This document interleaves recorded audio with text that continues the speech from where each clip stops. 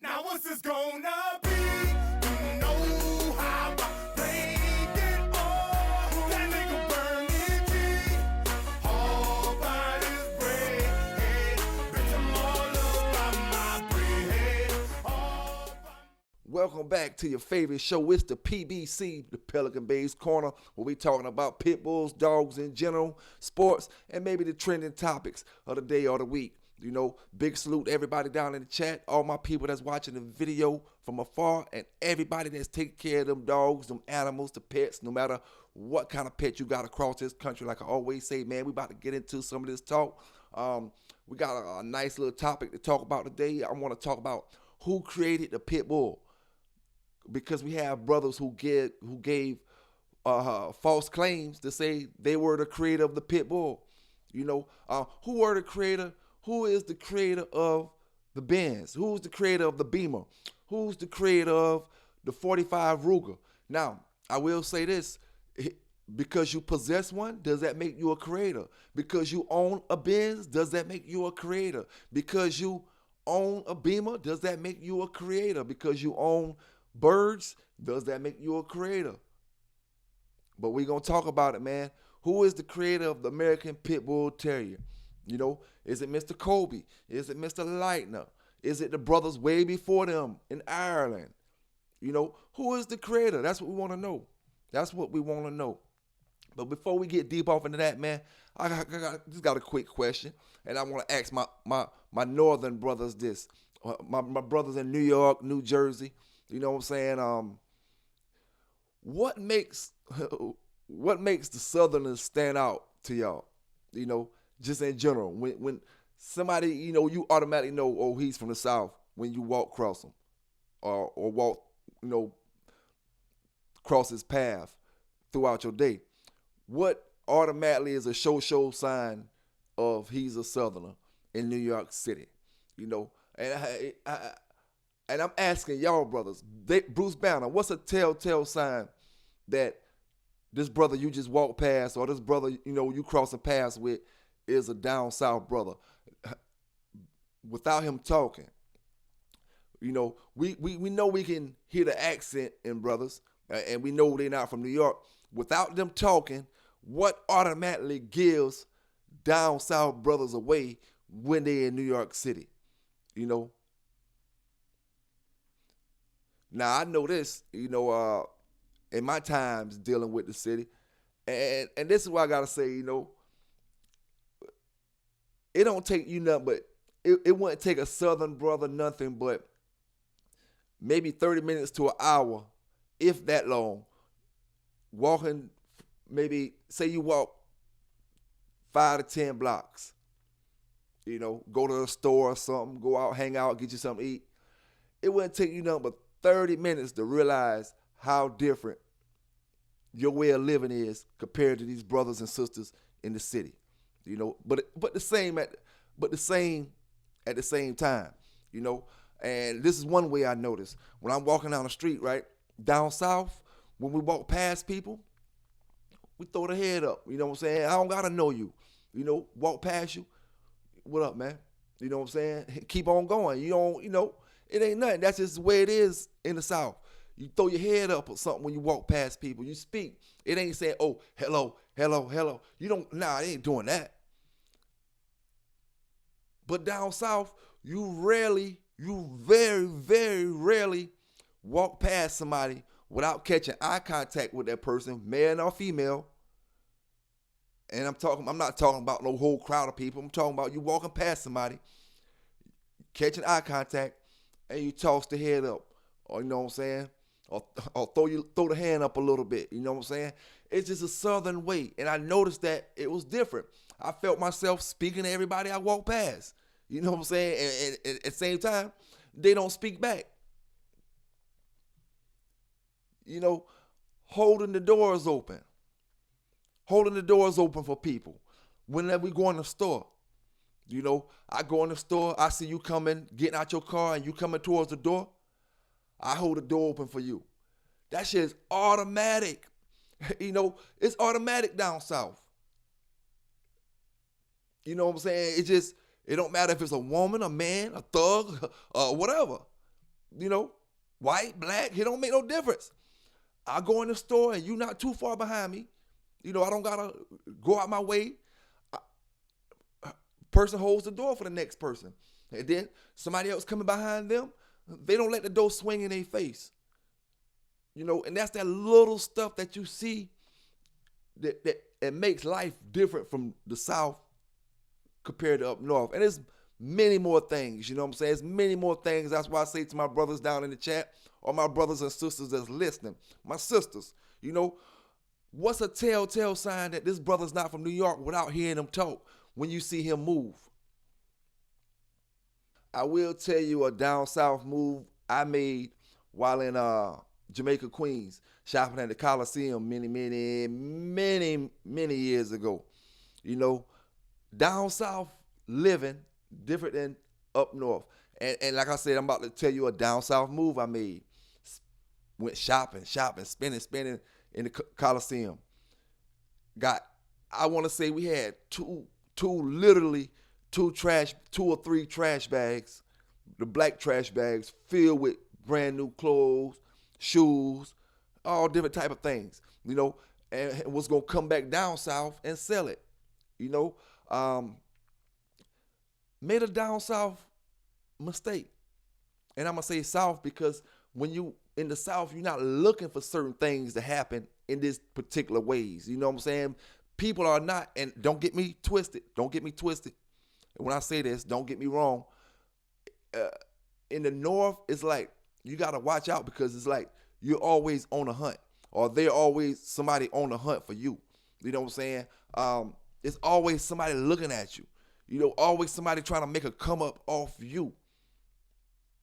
You know, even when it come to wearing your jewelry and wearing your crazy, brothers up north rocking all the jewels, all the gems and all that stuff. But what I say different is, you know, you can relax more with your stuff down south than you can up north. Everybody got jewels down south. The average brother not trying to take your jewels off your neck down south. Up north, you know, it's a different story.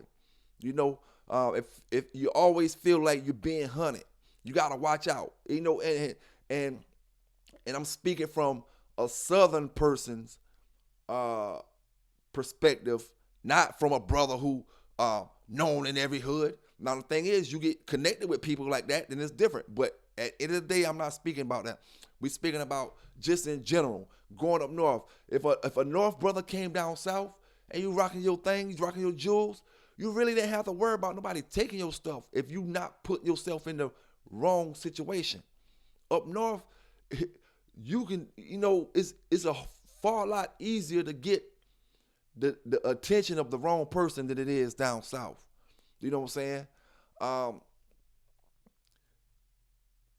I seen brothers up north just, you know, take little 1 or 2 year old kids jewelry off their neck and off their wrist. You know, the mama, daddy might get you some small jewelry.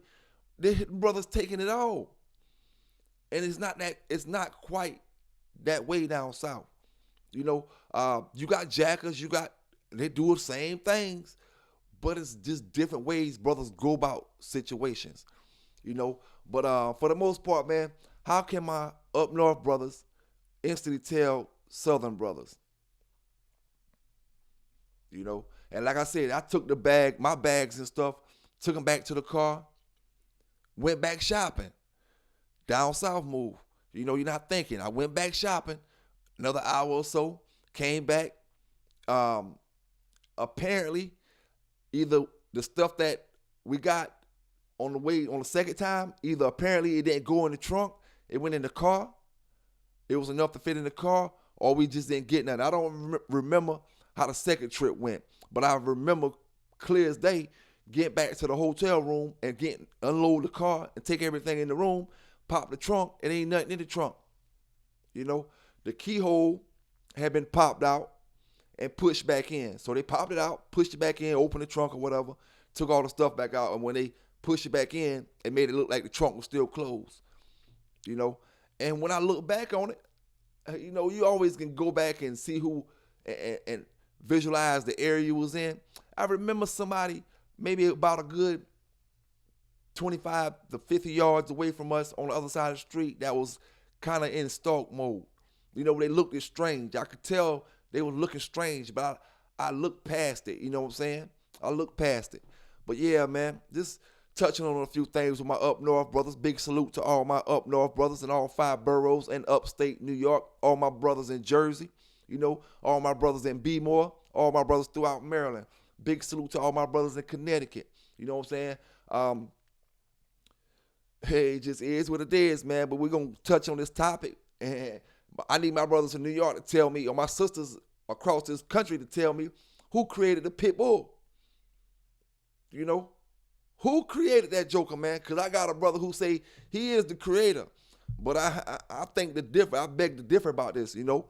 And like I said, we don't like to talk about stuff without having some type of evidence or some type of clarity to the situation, to what we're talking about. See, if you're a creator of something, then you got to be the person to bring that thing into existence. You know, you got to be the person to bring that thing into existence. That's why I say, am I the creator of this lighter? I'm the owner of this lighter. You know, I'll take it back. Let me say this. Am I the creator of the lighter, period? Not this lighter, you know, because this lighter come from the factory. But am I the creator? Did I bring this into existence? No, I'm just the owner. I'm just somebody who got one. I'm just somebody who got a box of them. You know what I'm saying? Period. You know, this dog clicker, you know, am I the creator of this existence? Yeah, I went and bought it from the store, but I didn't create this. You know, I'm not the creator. So who is the creator of the American Pitbull Terrier? You know, and I mean this literally. Who can be credited for creating the dog?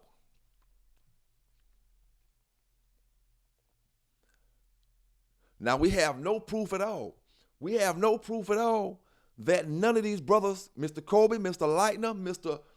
Charlie Lloyd, none of these brothers, we have no proof that none of these brothers took bulldogs and bull terriers, mixed them together, and made pit bull terriers. No proof at all. When they got all their dogs, they were already created. Every dog Mr. Lloyd, every dog Mr. Kobe, every dog all them brothers got back in them days were already created as far as the information we have. But let me let you hear from another brother that says he is the creator of the American Pitbull Terrier. Let's get into this. People, you're going to get all kinds of information.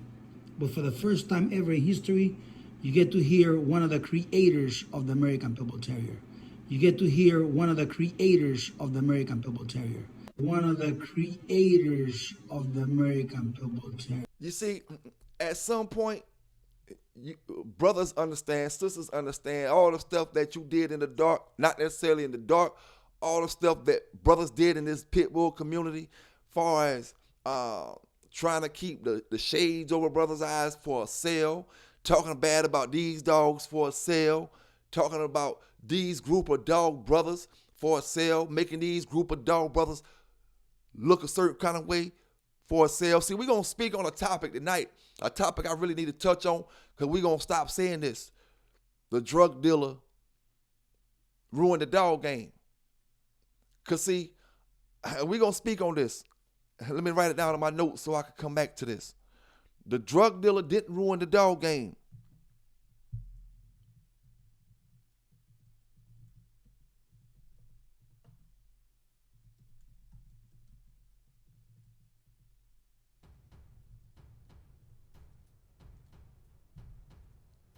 Now, I'm going to get back to that. I just had to write it down in my notes real quick so we can get back to it. You know,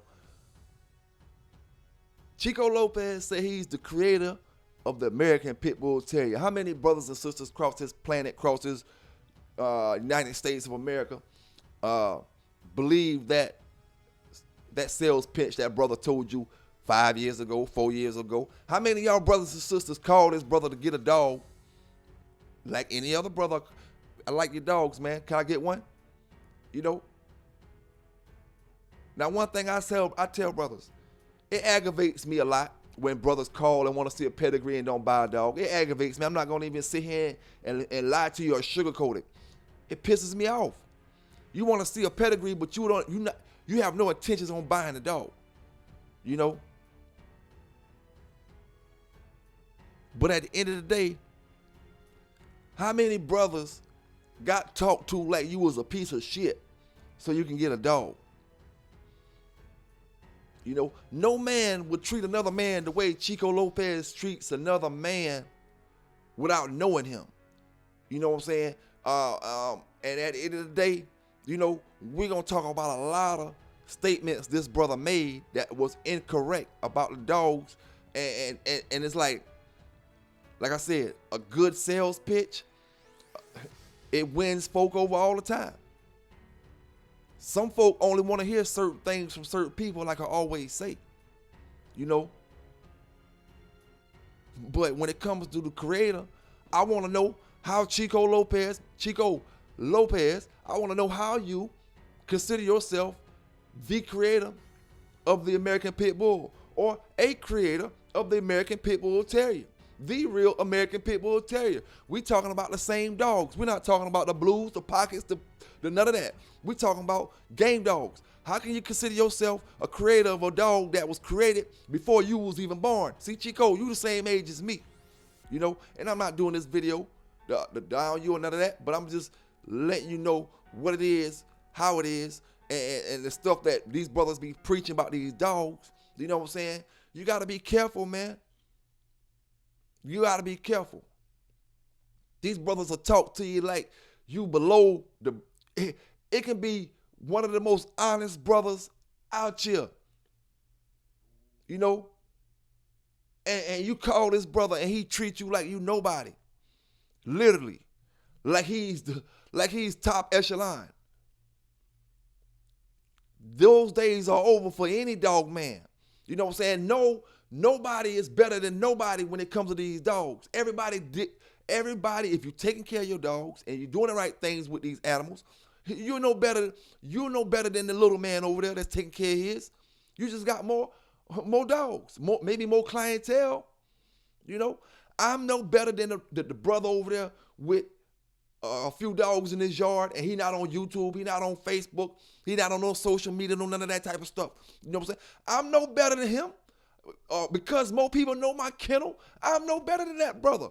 You know, when we start getting to the point where we want to act like and treat people below you.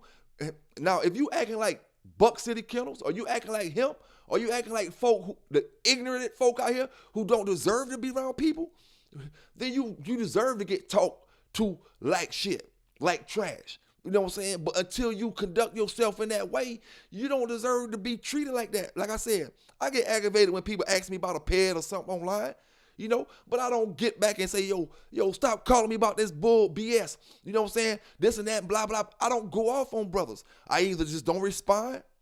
You know, sometimes silence is the best thing. You don't need a response for sometimes. Sometimes silence is strength, you know, and brothers will get the picture.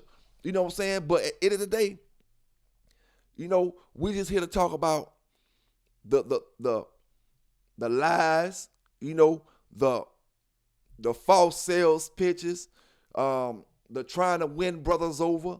You know, once brothers start breaking into your lies and see that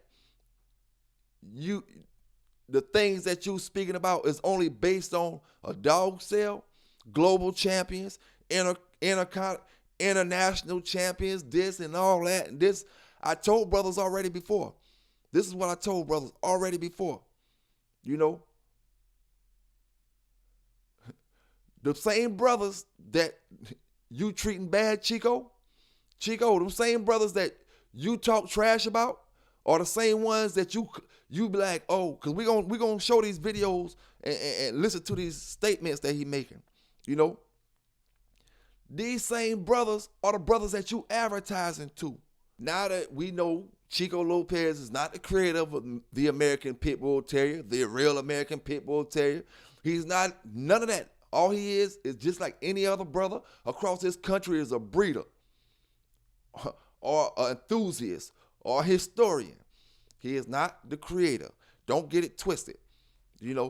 Don't get it twisted. In actuality, Chico Lopez don't got as much time in the dog game as I got. That can be verified. I'm 46 years old. Tell me how old you is, Chico, and tell me how old you was when you can be verified with these people that you're talking about. Mountain Man, this person, that. Mountain Man, this person, that. You claiming Mr. Mayfield. Listen, man. Chico, tell the honest truth to these dog brothers. Mr. Carver and all this, you're not old enough. You know older than me. So in them days, when I was 14, it would have been 1993, 1994. Same years I was going to the high school, 93, 94. 14. Now, if you listen to this brother speak, he been bulldogging his whole life. But like I said, that's all a sales pitch, man. And like I tell brothers, stop being starstruck when you see your brothers who put in the sweat, whether it's a sales pitch or not. Brothers out here grinding to get their product off, and then you get starstruck. You know what I'm saying? You let these brothers talk to you and speak to you all kind of ways because they got a little more notoriety than you. You won't let me speak to you any kind of way, right? I can't say all kind of stuff to you without you snapping back.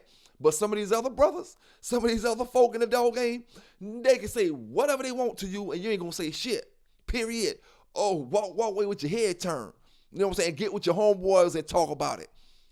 Talk about what you would do or how you would do this and do that, and you ain't gonna do shit or didn't do shit when the occasion was there.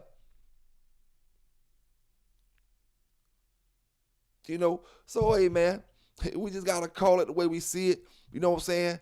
Let me let this next clip play. There was a different time. You must respect that. You don't have the right coming in from the future and judging something that was done in times that you didn't even exist. Your father, your grandfather didn't even exist. Now he says, these brothers out here with the Bulldogs now, you have no right to speak about the brothers that from back in the days. Now, this is my opinion on that, just my opinion. Everybody got their own opinion. Big salute to them brothers down in the chat. Everybody doing their thing. Like I always say, man, y'all hit that like button up. Y'all hit that like button up. The future is not allowed to voice their opinions and speak about the brothers from the past. And my opinion is, if you bring their conversation up to the future, how the hell these brothers don't have the right to voice their opinion about it? If you in 2025 talking about how good Earl Tudor was and Mayfield was, how the hell these brothers up here don't have a right to voice their opinion? Keep that shit back in the days if you don't want them to talk about it. That's what I'm talking about. You know what I'm saying? We on the same level, Chico. I don't think we got the right to talk about these brothers. So keep them motherfuckers back there in the past where they was at. It's a new day in time right now, 2025. You know what I'm saying? And none of that shit y'all brag about, talk about, and did back then mean a damn thing right now. Even the shit I did don't mean a damn thing right now besides me telling the damn story. If I ain't telling the damn story on the YouTube or I'm trying to make a dollar off of it like that, that shit don't mean nothing. Period. Man, listen here, man. That shit over. So, that's why I say, man, brothers be speaking. You have to watch who you get your information, and that's why you don't see no videos with him popping up talking all kind of stuff no more on his videos, because he can't do it. There's no way he can get out here and give y'all them lies, talk about how the black dog is not a pit bull no more, and none of that shit'll work no more.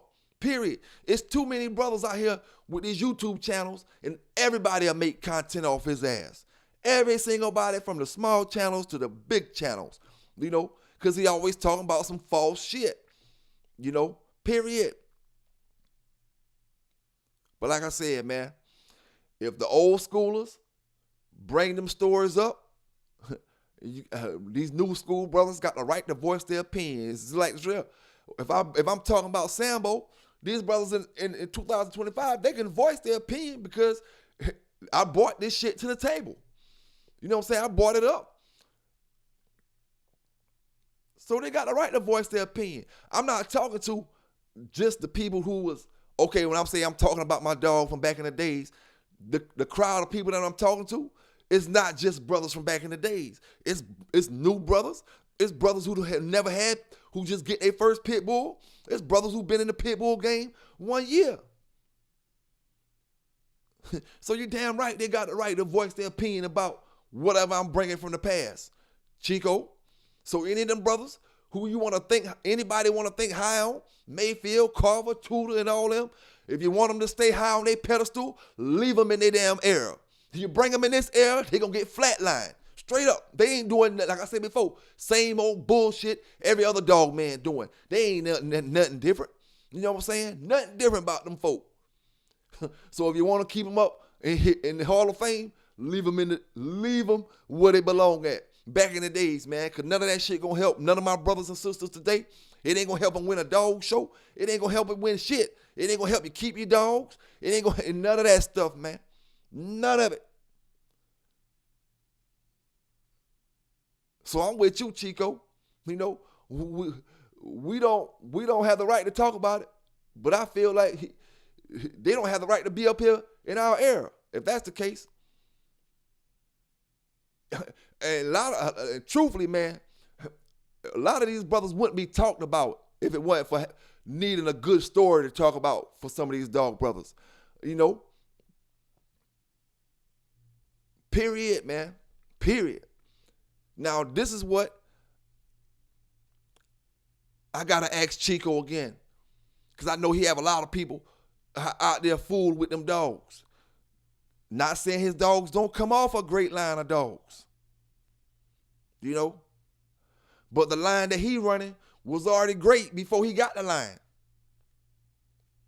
That Mayday stuff was already jumping before he had anything to do. He don't got nothing to do with the success of that line. He got something to do with the success of his dogs. Which is a whole nother topic. Why none of his dogs have made it big like Mayday? Why, if you such a great dog, man, why, if you such a creator, why are you still going back to talking about Mayday? If you a creator, you should be talking about the shit that you got in your yard that you bred up and crossed up off of that stuff since then.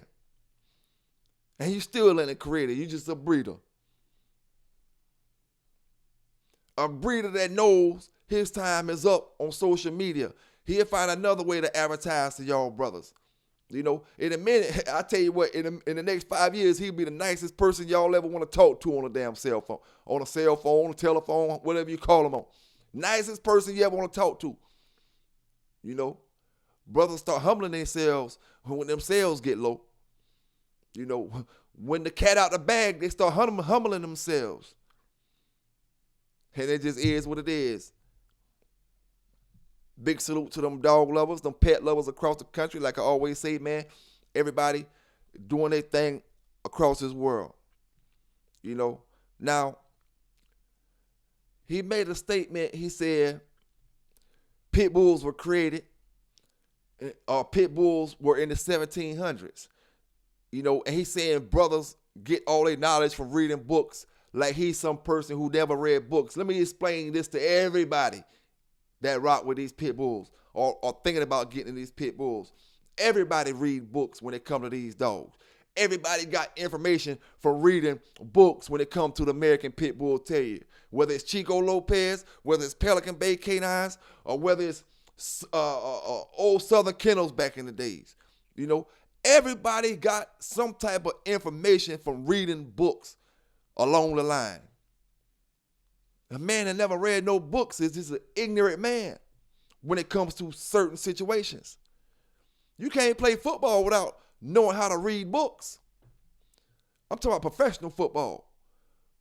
You know, you can't play no professional sports without knowing how to read books. Wanting to read books. Or you're not going to be good in your sport, rather. I'm going to say it like that. You're not going to be good in what you're trying to do without reading some literature, without getting information on the sport you playing or the event you playing. So for anybody to say, the dog game is just filled with people who read books, and you from my era, I mean, we all had to read books. No, he said pit bulls were created in the 1700s.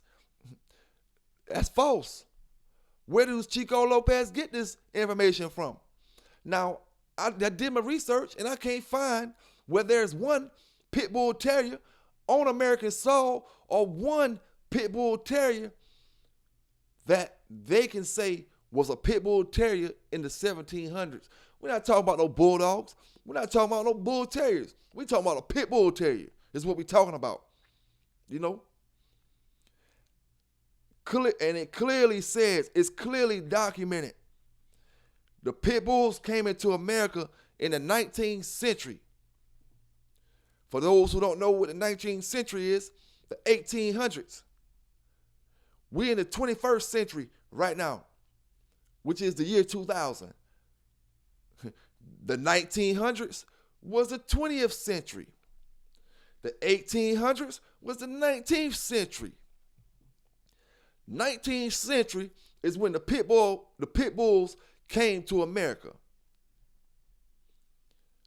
Now we also have proof that the pit bulls came to America during the great immigration from Europe, from when all the Ireland brothers and European brothers were immigrating over here, or migrating, or however you want to call it. They came on the boats. And they brought the dogs with them. Now, I'm not here to argue the fact or try to argue a point about did Native Americans have pit bulls way before all this? Did these people have pit bulls way before all this? What we need here is proof. When I told y'all about my Native brothers that had pit bulls, I gave y'all pictures of Native brothers, with bull breed looking dogs. But these pictures weren't from the 1700s. These pictures were from the 1800s, going into the 1900s. So I'm just letting brothers hear, and we talking about these false claims that these brothers make, man, to sell brothers and sisters a dog and to make other dog brothers look bad. You know what I'm saying? Now, a topic I want to talk about, drug dealers ruining the dog game. We always say that, and I would agree with that to an extent. I don't think it's the drug dealer that ruined the dog game. I think it's the gambler. See, the drug dealer didn't ruin the dog game, because when I say drugs and dogs don't mix, it's because of how the system is going right now, right? They locking the drug dealers up, and if you got pits, they give you pit bull fighting, or vice versa.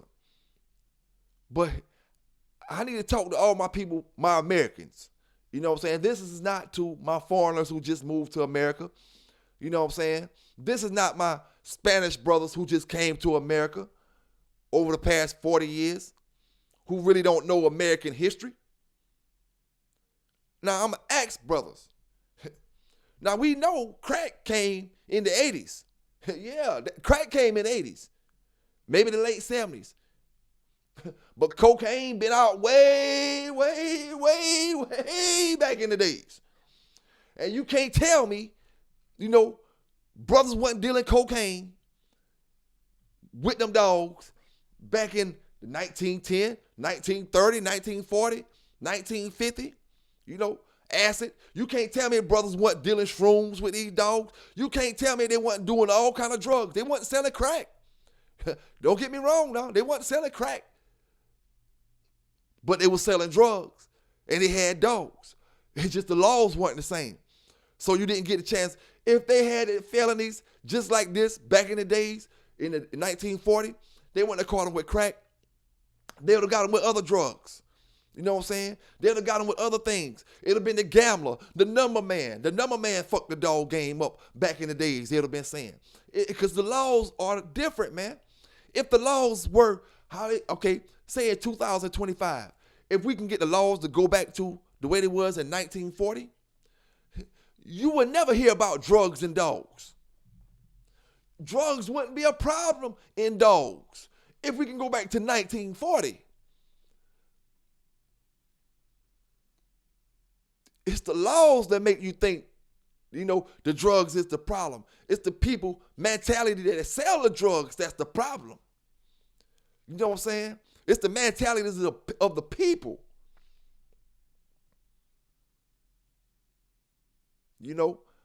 So drugs been being sold by Americans, white Americans, black Americans, or whoever Americans.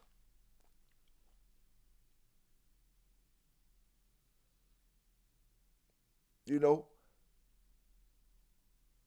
like I said, man, big salute to all the folk across this country, across this world that take care of their animal, no matter what kind of animal they have. But I'm just giving you some of the false statements of these brothers who out here trying to sell y'all these dogs and really don't got no backbone to stand on when it comes to the information they give you. You know what I'm saying? There ain't no pits in no 1700 that we can damn get documented and show. I don't care how they look. I don't care if it's one of them stubby looking dogs, Sergeant Stubby looking dogs, Because when we see Sergeant Stubby, he don't look like the pit that we got in the box or the pit that we take down the street walking. He don't look like them dogs. If you take Sergeant Stubby and you put him in the modern day time, they would say he is a mixed breed dog. And like I said before, that's the whole point. You got half the country saying a pit breed is a mixed breed dog. A pit breed is a mutt type dog. And then you got half the country saying a pit bull is one dog, one breed, one dog. And not all that other stuff. A purebred dog. It got to be pure from the rooter to the tutor in order to be American Pitbull Terrier. You know what I'm saying? It just is what it is. It can't have 10% of this, 15% of that, and 70-some% a pit bull, and you think it's a pit bull. No, that's mixed breed. Pit bull is pure all the way through. You know what I'm saying? All the way through. Now, can you tell? Let's talk about this real quick. I need to ask my brothers and sisters down in the chat. Big salute to all my sisters that subscribe to the channel. You know what I'm saying? All across this world. Can you tell when a dog is overworked? How can you tell, rather? How can you tell when a dog is overworked or being worked too much, or, maybe you need to take a break? Drop down in the chat, man. Let me know something. Drop down in the comments. Let me know something. It's plenty of brothers that work their dog on a daily that's going into these competitions, going into these events, and they need to know what their dog look like when they start getting overworked. They always say you can sometimes use to take a dog straight off the chain and he'll do better than a dog that you worked. Just because you didn't know what you was doing. Maybe you overworked them or underworked them, but on that chain, he was natural, And sometimes when you do the wrong things, you can ruin a dog. You can ruin them. When is a dog overworked?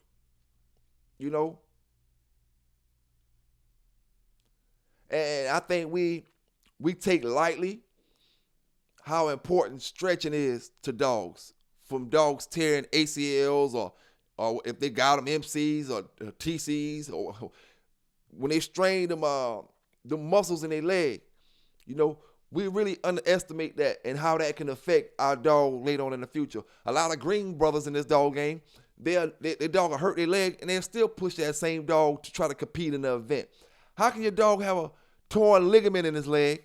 He can't give you his all, but you got him trying to jump up a wall, trying to climb up a wall, or you got him in a treadmill contest, or you got him in the weight pull, and he has to push off his back legs.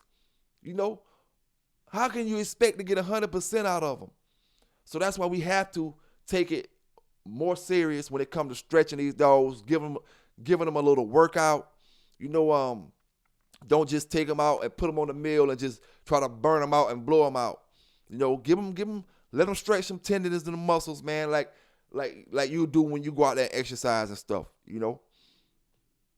Now, on another note, I want to ask anybody who deals with dogs, what's the best dog food, pound for pound, for the money. When I got one dog and when I got 25 dogs. What's the best dog food? I know some of y'all brothers got some great opinions down in that chat and in them comments, man. What's the best dog food? Now, we know if I got one dog, I can buy the best dog food around. But still yet, what do y'all think the best dog food is if I got one dog? What do y'all think it is if I got 25 dogs? We talking about what's going to keep my dog fat. Which food do I not have to give him half the bag to keep a little bit of weight on him? You know, which food is not going to have his stool all runny? Some of that dog food that keeps him looking straight, keeps him looking good, but their stool is messy. Their stool is not thick, not solid. You know what I'm saying? Every time you go out and clean up, you got to clean up puddles instead of cleaning up lumps. And it's not that your dog got worms. It's just the dog food is not, the best. But a lot of people deal with it, and it's not a problem for a lot of people. So which food, do you think it's Victor? Do you think it's Blue Buffalo? Do you think it's a Canna? Do you think it's Next Level? Do you think it's what we used to call PMI, but they call it red flannel now? Back in my days when I had the Red Boy stuff back in the 90s, the Red Boy Jago stuff I was telling y'all about, I was running the PMI back then. They still got it now. It's called red flannel now, though. PMI, red bag.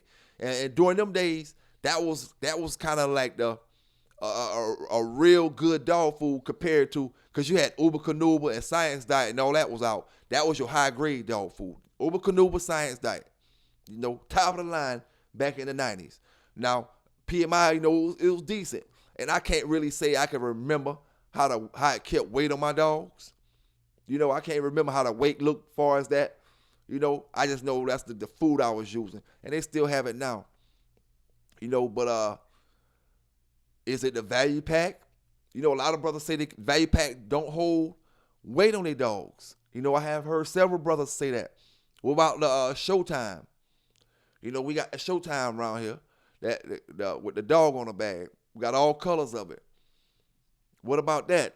And like I said, we talking about a person that owns one dog, because that one bag, no matter what kind of food, if you're getting a 30, 40-pound bag, that one bag will last you, a hell of a lot longer than if you got 25 dogs. When you got 25 dogs, one bag might last you 2 days, a couple days or something. If that, I don't know, And like I said, we want to get a few brothers or sisters up here as well in the future that can tell us how to use some of these great dog foods. Because, you wouldn't believe how many of us, we just don't read the back of the bag to see how many scoops this take for this amount of weight. Like I always say, man, you got to read to succeed in this dog thing. You know what I'm saying? You got to, my brother. Got to, my sister, man. Which food is the best? Is it your Purina stuff? Now, I did find this out. I kind of weeded away from the puppy chow outside of my newborns. I feed my newborns puppy chow. I will feed them that. But what I found out from a few of my pets in the past was they had upset stomachs, or the puppy chow didn't sit well with their stomachs, and the pedigree didn't sit well with their stomachs. I'll feed it to them, and then I'll go back and I see they threw it up or they vomited it up. And this was more than one pit bull that I had over periods of time, So I kind of stay with the puppy chow for my puppies. I feel like, even though I didn't use the puppy chow on my last litter, I feel like when it comes to puppies, newborn puppies, puppy chow is going to be in your top 5 foods. And really, in my opinion, I think puppy chow is going to be in your top 3 foods. It's very possible that it's leading the bunch, you know what I'm saying? It's just with so many commercial grade foods that's out now, puppy chow get looked over, and it gets how I'm gonna say it, shunned upon sometimes with all these fancy dog foods, with all these high dollar dog foods that's supposed to promise this and promise that. But at the end of the day, puppy chow is guaranteed to do what it's supposed to do, nourish your puppies. Through the FDA, had all them checks, puppy chow gonna do what it's supposed to do. A lot of these dog foods that's out now, many of these dog foods haven't been out long. Just like the bully dog that I say haven't been properly checked yet. The American bully, the pocket pit bulls, them exotic bullies, none of them dogs have been existed long enough to have fully health temperament checks. Like when I mean like, we don't really know what they're gonna do yet. We know the pit bulls and what they're not supposed to be human aggressive. They're great with people, we don't know that about these dogs because they only been existed a good 20 years. Some of these dogs 5 years. You know what I'm saying? Some of these dogs 10 years. So we don't got that background on these dogs yet. But let me know, man, what food? Is it raw food? Am I cheaper? Am I better off feeding my dog? If I got 25 dogs, am I better off buying raw and feeding them raw than trying to buy dog food to feed all 25? Because a lot of brothers argue this fact as well. A lot of brothers will say this. If I'm feeding 25 dogs and just say I'm spending $300 a month for dog food, right? Just say that as an example. That could be low, could be high, I don't know. Just say $300 a month on dog food. A lot of brothers will say that I can go buy $300 a month on dog food to get me, about 7, 8 bags, maybe 6 bags, maybe 6 bags. If we go closer to the 4, maybe get 6 or 7. Now, 6 or 7 bags for 25 dogs, or would I be cheaper going to the meat market and getting $350 worth of raw chicken and feeding the dogs with it? It's all kind of ways you can look at it. Because see, brothers, when you're working in these chicken places, or you can get boxes of chicken, for low price, maybe $20-something, $30-something. I don't know, but they be cheap like that. So if I can get boxes and cases of chicken, and I'm going to spend $350, I'm gonna get a boatload of chicken. And like I said, some brothers will say that's the best way to go, with the raw. But everybody's opinions matter, man. Everybody's opinions matter. Let me know down in the chat. Drop down in the comments or whatever. And don't forget to hit that like button up, man. If you want to donate to the channel, $ Pelican Bay Kennels in the Cash App. But yeah, man, I just had to touch on a few topics. One about the drug dealer not ruining the dog game. It's the man with the drugs, the mentality of the people that got the drugs. Like I said, drugs wasn't just first being sold in the 80s. Drugs been sold. And we're not gonna just say crack is the drug that we're talking about. You know what I'm saying? We're not gonna just say crack is the drug we're talking about. Drug is a drug. So drugs always been in the dog game. Whether these brothers was on acid, flowers, shrooms, old school reefer, you know what I'm saying? Old school, whatever, however it was. It was going down. So now, if you want to say drugs ruin the game, how did drugs ruin the game when they already been in the dog game? But we saying that basically what we saying is the drugs from the 80s ruined the dog game. The drugs that America was selling up until the 80s didn't ruin the dog game. That's what we trying to say. Or that's what some folk are trying to say. When I'm here to clear that up, drugs been sold in the dog game. You know what I'm saying? It's just the laws that make all this stuff different, man. The laws, man, you can imagine right now, the bootlegging liquor and all that stuff back in the days. You don't think you had brothers selling liquor that was bulldogging back in the days? Bootleggers? Liquor steals? It's no different. Selling illegal liquor back in the days is no different than selling drugs nowadays times. Only thing different is the laws for the dogs are different. If them brothers had them federal felony laws back in them days, the feds would have raided liquor steals from across this country. Liquor steals, dog fighting, going together. Liquor steals, one man busted, liquor steal, and now he got dog fighting charges. You know what I'm saying? Dog fighting arrest leads to liquor steal bust. So come on, man. Stop being simple-minded and following what these simple-minded brothers trying to get y'all to think and get y'all to look a certain way when it comes to these dogs, man.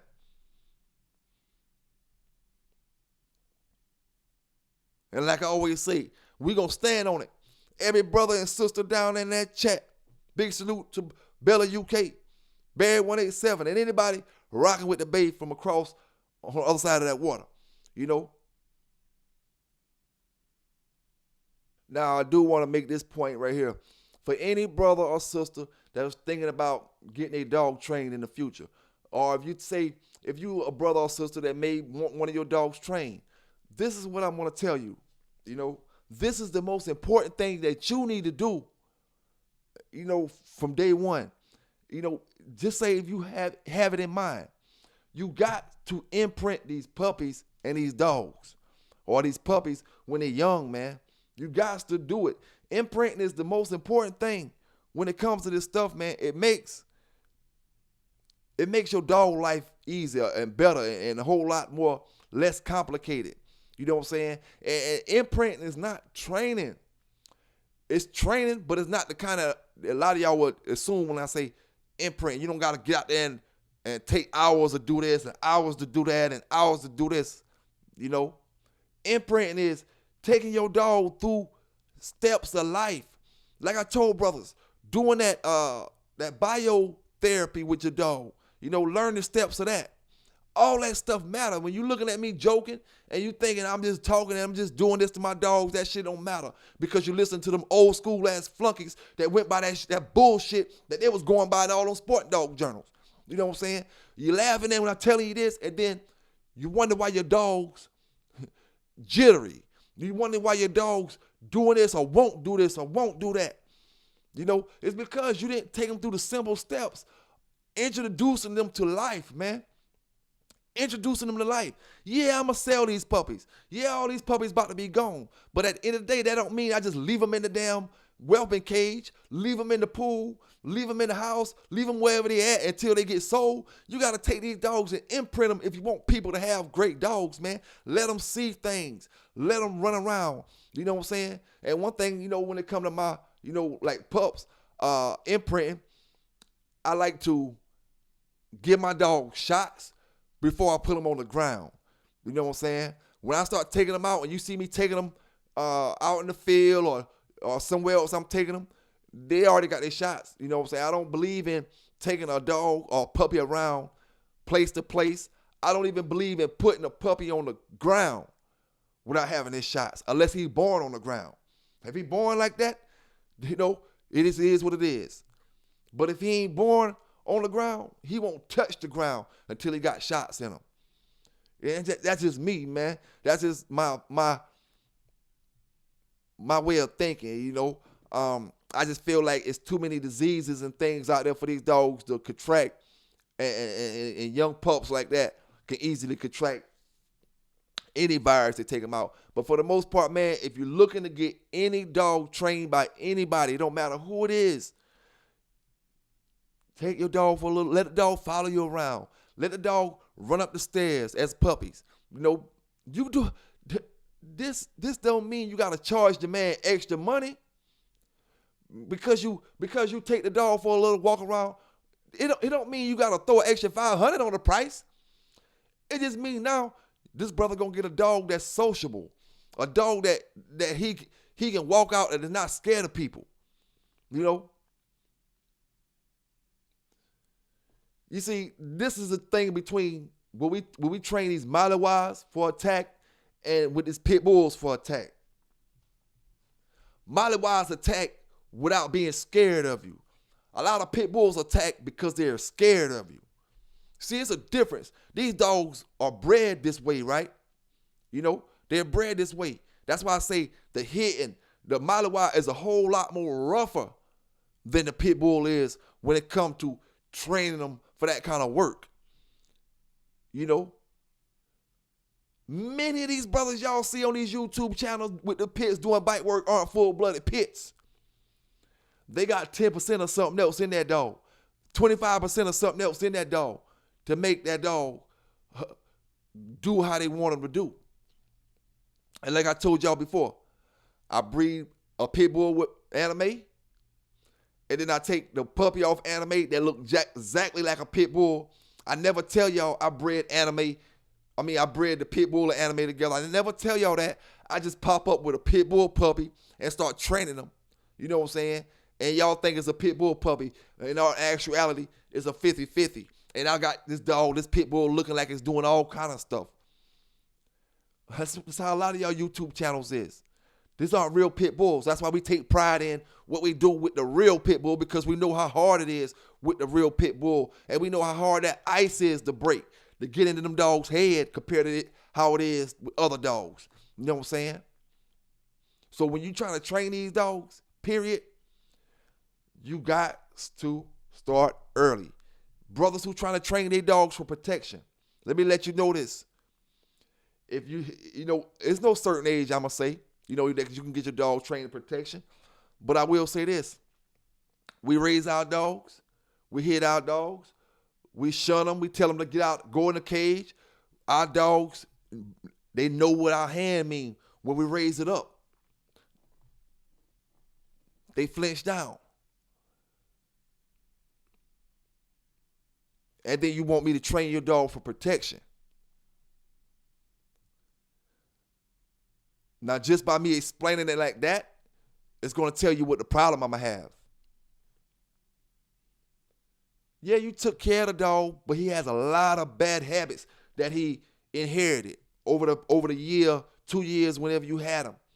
A lot of things, you know, that may interfere with him being the perfect protection dog. Now, I always say this as well. Protection ain't pretty. Brothers get it twisted. We want to go off of how them dogs look when they running and grabbing them sleeves, and a lot of them dogs won't do that shit if the man ain't got no suit on. Protection ain't pretty. When y'all see the brother running with the sleeve, that ain't protection. Protection is with somebody coming at you, trying to hurt you.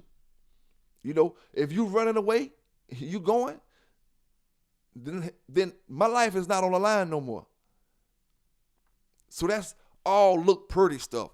Chase the man down, police apprehension. You know, it could be great police dogs. Chase the man down, tackle him and all that. Now, protection don't look pretty. Protection is protection. If you protect me, you did what you're supposed to do. I don't care if it didn't look pretty. I don't care if you didn't take hold like you were supposed to take. Did you do the job? Is both of us here right now? You know, you here, I'm here, and we still walking. We going home together. You did what you're supposed to do. You know, train these dogs from a young age, man. And like I said, I don't mean train commands. Stop treating these dogs like hermits and giving them bad habits for their first year of their life, and then you want to get them trained for. Now, obedience, you make it do that type of stuff, because obedience, you can get that in. But protection, a lot of brothers screw their dog up before they even start thinking about training them for protection. You done screwed that dog up when he was 6 months old, and now that he's 2 years old, you just got a great idea that you want to train him for protection, and now you can't. You know, you can't, man. Yeah, I'm going to tell you what. Somebody can take your damn money, give them your money, and they ain't going to be able to do nothing with that dog. He ain't going to really protect you, you know? And it just is what it is, man. Y'all hit that like button up out there. Remember, where you at? The PBC, baby. You know what I'm saying? The PBC, Pelican Bay's Corner, man, where we going to talk about dogs. We talking about sports and some of the trending topics across the globe, across the country at least, man. You know? And I'm going to leave out on a final note, man. in America today, across this country, man, city to city, state to state, I just want to know, when is it going to stop, man? When are our young brothers and our young sisters, going to stop with the violence, man? Stop with the dumb stuff. Start looking at, and I'm going to say it like this. It's not just their fault, it's the older brother's fault, the older sister's fault. Everybody got to do better. We got to teach these younger brothers that's not the right way to go. Just walking around with a switch that don't make you a man. You know what I'm saying? It don't make you cool to walk around with a gun. Oh, I got a gun, I got this. None of that stuff makes you cool, man. Makes you cool is being here. You know what I'm saying? Being able to take care of your family, your loved ones, and all that type of stuff, man. And you can't do that when we have senseless gun violence out here, man. Senseless, my brothers and my sisters. And over the past year, I'm going to say it like this, because I got friends in states all over. I got friends across the country, across the other countries, other continents, man. You wouldn't believe how many brothers have lost their lives over the past year, man, over accidents. Brothers hanging with each other. Brothers, friends, cool as hell, playing with guns. Bow, gun go off. Brother over here hit. Your friend hit. Once that bullet fly out that barrel, you can't take it back, my brothers. We got to do better, man. As a community, where do you see us being as a community in 40 more years? You see, if we go back 40 years, you didn't have this. If you go back 45, 50 years, you didn't have these brothers out here living the way they living now.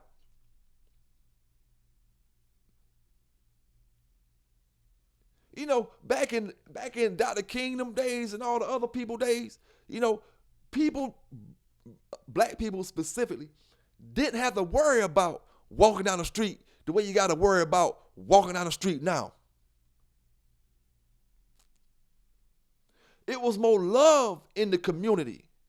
You see, back then is when they came out with the saying, it takes a village to raise a child. They want to come out with that saying right now. Oh, hell no, village. The village to raise a child come from the old schoolers. And if we go back to the village raising a child, none of that shit will be going on the way it's going on now. Because you want to hide the fact that, oh, you can't act up in front of Miss Susie over here. Miss Susie going to tell your mama or your daddy and they going to bust your ass. You can't act up in front of Mr. Leonard over there because Mr. Leonard going to tell your folk and they going to bust your ass if Mr. Leonard didn't do it. And then after Mr. Leonard did it, smack you up or send you on your way, your family will show to do it afterwards. And guess what? We ain't call no police, none of that, because it's what you knew was going to happen when you did something wrong. You knew you was going to get in trouble. But all in all, man, all I'm saying is, where do we see ourselves as a community if we don't make a change over the next 50 years, man? Just look how drastic things change over the last 50. Now imagine it keep getting more drastic over the next 50. Come on, man. You know what I'm saying? And like I said, when I say toting gun for protection is different than toting guns for fun. Toting guns when you don't have to have them. Toting guns because you're in the streets doing certain things. Man, I know plenty of street brothers that made millions and didn't tote guns, man. Of course, you'll be around guns. You have guns time to time. But when I say tote, I was a gun toter. I want to show you the new, get with my homeboys. I want to show you the newest piece I done copped off the street. You know what I'm saying? Whether it's the P85, the P89, the P90. You know what I'm saying? And then we talking about 9mm and 45 Rugers. You know what I'm saying? Or whether it's the Berettas. The old school with the pipe out the front or the new school Berettas. They got the new joints. That had them all, man. Or whether it's the Smith & Wessons, your Rossies, your Tauruses, but at the end of the day, man, as long as you breathing, it's never too late to do the right things. And right now, as an adult, going into my 50s, as an adult being blessed to make it through all the shit that I made it through my life, it wouldn't be right for me to tell these young brothers that's the right way to go, man. That street shit ain't real, man. I keep telling brothers, you know what I'm saying? That shit ain't real. You hear it from different YouTubers say that shit, man, but you ain't gonna understand it until you go through it. It ain't fucking real, period. You know, yeah, it's real. It's real because you can get yourself KI put in the grave out there, you know. You can get yourself put in the grave, so it's real. You can get yourself put in prison for the rest of your life. It's real, definitely. You know what I'm saying? But that loyalty you're looking for, them folk that looking for to have your back when it's time to have your back and all that bullshit, you out here doing stuff for folk who ain't gonna do it themselves. You out here doing stuff for folk who ain't gonna help and do it for you. That ain't what it's about, man. You know what I'm saying? That ain't what it's about, my brother, my sister, my young G, my young gunner. You know what I'm saying? I tell all brothers, man, you know, we look at these movies, man, and we think that shit is the way to live. We look at different kind of movies, gangster movies and this, and then we come out here in the streets and you want to portray this stuff. You want to live this way. And next thing you know, you in the grave and you in the jail. That's not the way to do it, man. Like I always say, and I'm going to say this and I'm going to say it. You know, if you're going to get money, get money. Don't hurt nobody. When I say hurt nobody, that's from my era. We from that era that we used to sell dope. We used to sell crack. We could sell cocaine and not hurt nobody. When I say hurt nobody, don't get me wrong. I know we hurt people. Any drug that you selling them, you hurting them. But nowadays, people are snorting and smoking that stuff, and they got fentanyl in it. You know, it's different, man. It's different. You know, different ball game. But if I'm blessed enough to make it through that, see, knowledge is the power. Knowledge is priceless. You know, you can spend all the money on this. You can go buy this. You can go on a trip here. You could do this. But if you don't got experience in certain things, knowledge in certain things, you're broke. You know what I'm saying? You broke. Or I say experience, you should gain knowledge from the experiences that you've been through. See, I know now not to go do this or not to go do that because it's going to get repercussions behind it. Knowledge is the key, man. Using that stuff, using it is the key.